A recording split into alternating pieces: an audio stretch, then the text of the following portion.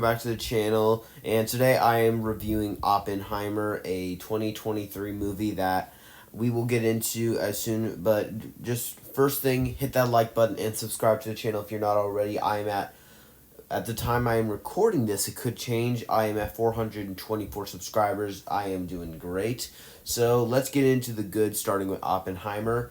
As far as the good, I think that I would say I do prefer The Prestige and The Dark Knight and Batman Begins to this in terms of Christopher Nolan films, although I have not seen things like Inception, Interstellar, those things. But I will say, even in competition with those, I will say that this movie is directed beautifully. This is by far Christopher Nolan's most beautifully directed film. He directs this thing amazing in just the way that he gets his actors to do certain things, and I love how there's just such great acting.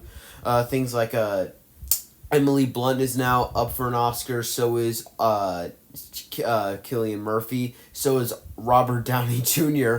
And I think Robert Downey Jr. He is so great in this movie. He is just so amazing in this. It's hard to believe that if you take a look, that most of the things that Robert Downey Jr. did was the MCU. So if you take a look, that he started getting typecast and things a lot, where a lot of the things that he started getting in were very unsuccessful. The one that most people hate on is Doolittle, which I actually find underrated, but he was not. That one was received horribly, and a lot of people just really are like getting burnt out on him and saying that he's been typecast lately. And then you get to this film, and it just shows this guy really isn't just some guy that's only known for Iron Man. He can act, and his acting in this he has some of the best acting, especially in like one certain scene, in black and white. There's one scene, if you have seen the movie, you will probably know what I mean. His acting is phenomenal. Just the way that he acts that scene, I absolutely adore that scene. And I think that the score here is one of Christopher Nolan's best scores. I think the score is fantastic. I think that the cinematography is off the chains. The cinematography looks fantastic, and I love how they managed to it has a like Christopher Nolan type flair where the events are kind of told out of order, so you see him through his past, but you can also see through his future, and then the future's like part of the past. It's complicated, but it's still really fun. You see him through the years. Oppenheimer. This is definitely Cillian Murphy's best acting performance. The only other thing I've seen him in is Batman Begins, The Dark Knight, and The Dark Knight Rises. Yes, he is in all three.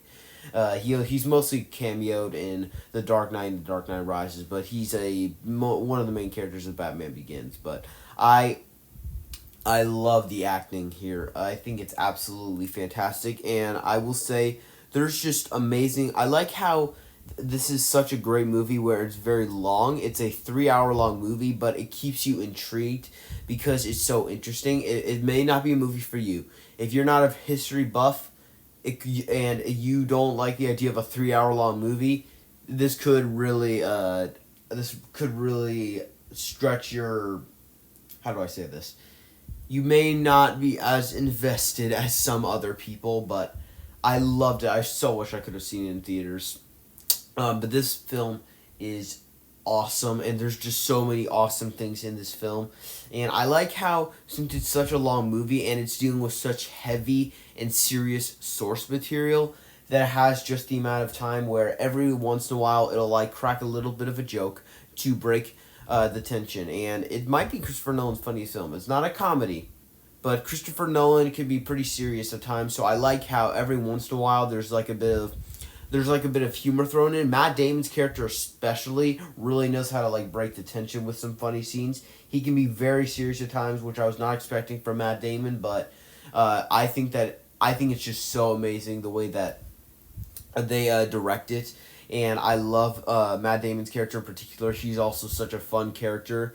And I just think that this is such a fascinating look. And it also did its job where as soon as I finished watching it, I didn't feel as safe in the world of knowing about what happened during the atomic bomb and what happened. So it leaves me feeling less safe. So that's also another thing. It did its job, and it did its job great. I I there's no words, and I'm pretty sure in this film also outperformed dramatically than what people were thinking. It's a 3 hour long movie, and it's rated R. So and it yet made like nine. It made more than 900 million at the box office. I think they're gonna like do a re release if one of the people, which most likely will happen because the only other people that I know of that are up for Oscars are, Ryan Gosling in Barbie and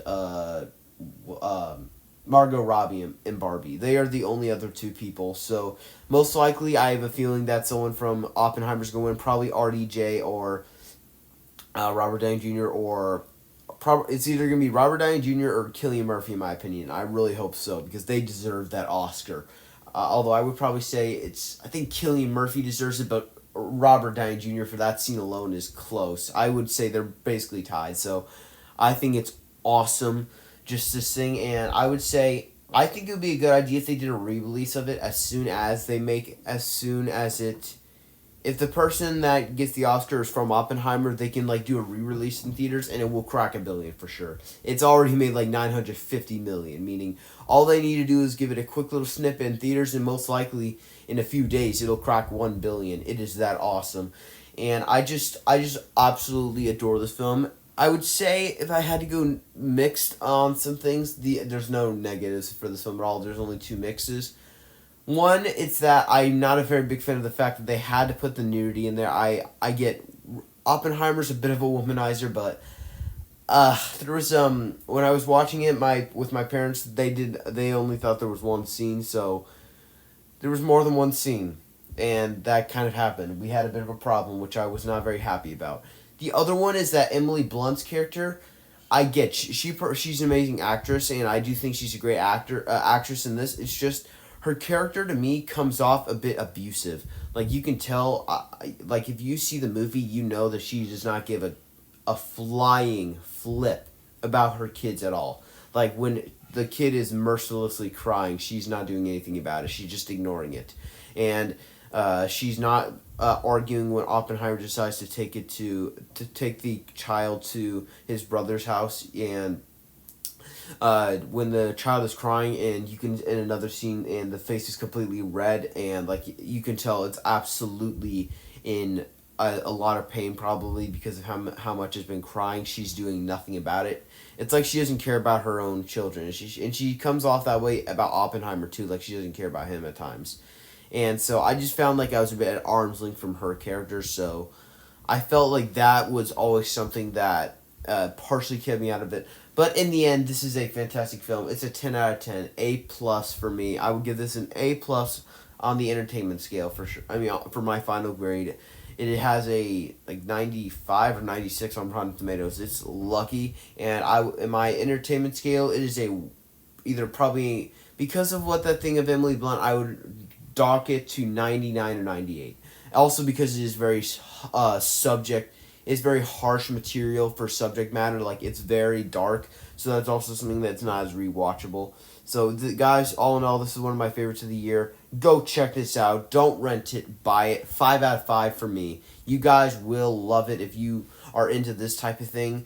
And so make sure to go out and buy it and check out Oppenheimer. Thank you all so much for watching, and have a good one.